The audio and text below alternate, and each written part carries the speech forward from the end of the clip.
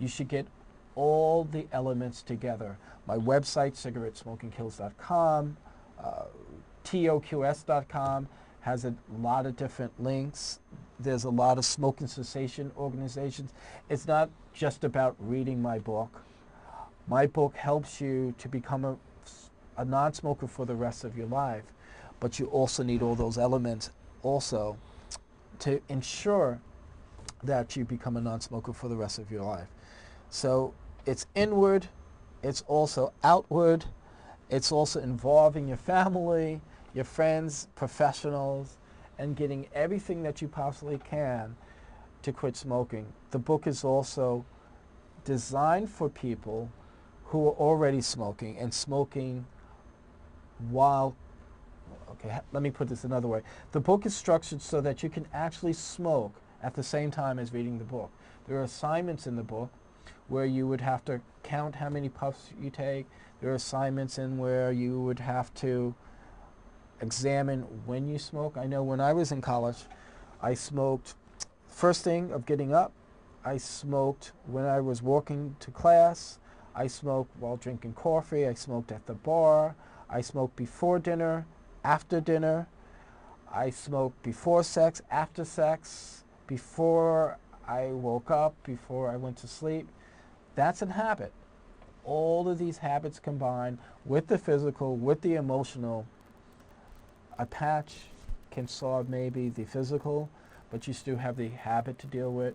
You also have the emotional to deal with, and that's what the book is structured on, finding that for you. Yes, yes, yes. And it's again, it is a great, great book.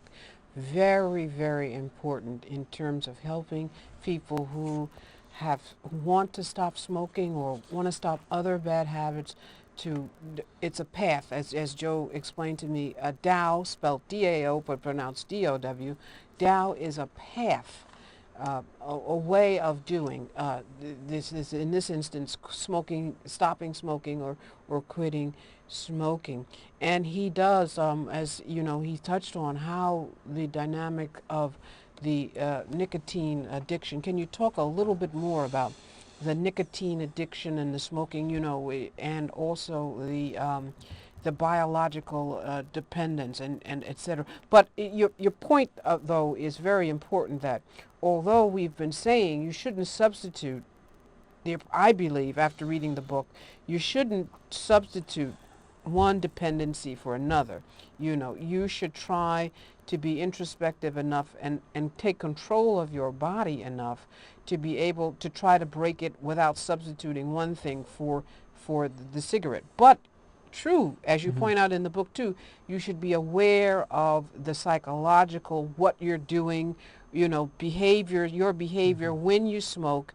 What are these behaviors, and changing or modifying these behaviors in addition to stopping the smoking can be useful. Internally and externally, because the beginning of the book talks about being hooked on an image. So we spoke about before, 20 years ago, I know when my mom was growing up, it would never have been cool for a woman to smoke a cigar. I mean, it would have looked silly.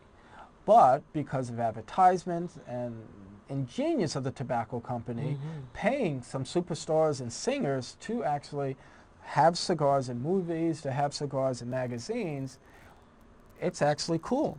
I know that's how, before I quit forever, is how I began again. Someone offered me a Cuban cigar.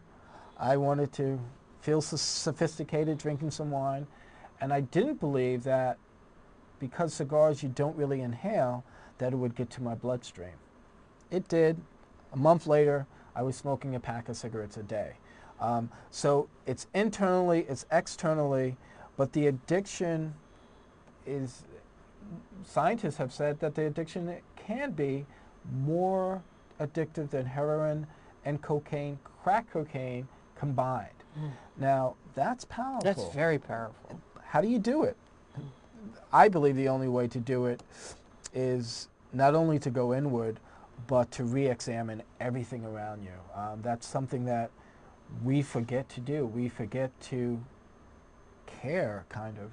We forget to care why I would actually buy a substance pay money. I think in New York, what is it, $7 That's a pack, ridiculous. to actually cause me harm. Also, you have to be conscious, and that the book is about being conscious of what you do. Every action has a reaction. It's kind of like realizing that cigarette smoke, the addiction, your addiction, the secondhand smoke of that addiction causes a reaction in other people. Not only if you get sick, don't you care about your loved ones? And it's not about lecturing, because it's beyond lecturing and telling you right from wrong. It's you discovering, getting out of denial and saying, this is something that's very difficult for me. I understand you do not need a degree in science. You don't need any degree to understand that smoke does not belong in your body. Smoke is smoke. Would you light a barbecue within your home? Would you use the exhaust and inhale the exhaust from a car? Nicotine has the same elements as a barbecue and has the same elements from a car exhaust, carbon monoxide. And we all know how dangerous carbon monoxide is. It competes with oxygen. Oxygen is the most important, besides water, for us to live as humans. We can't live without oxygen. And if tobacco smoke competes with oxygen, it's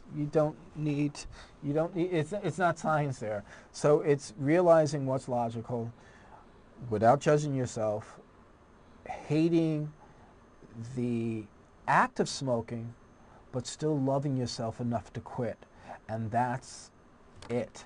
Loving yourself enough to say, no, I'm not going to allow myself to be brainwashed kind of by an image, by a thought, by a campaign, by what your feelings were when you first began. So it's not me judging you. It's not you judging yourself. It's being logical, analyzing yourself, and realizing what it is to you and the ways that you can possibly quit. Yes. Now, it is so true that, and he, in the book he talks about his personal journey, and it's true. When people take that first cigarette, it's something that they don't like.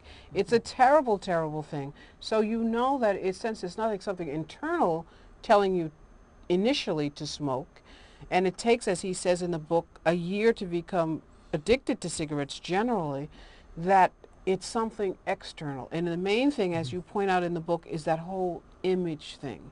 It's interesting you mentioned cigars, because I was a casual cigar smoker. Not young, late in life, because a former professor of mine, a brilliant woman, who happened to be a logician, a philosopher. So I figured, if she's a logician and she's brilliant and she gave me these little Dutch Schimmelpinnik media cigars, and I would, if I wanted to look, I would use them socially. But again, it's that whole image that either it's the Marlboro Man or whatever that causes people to smoke. And so we have to be very, very careful and not fall prey to these things, because it is something that is just plain bad. When you take the first puff, can you talk about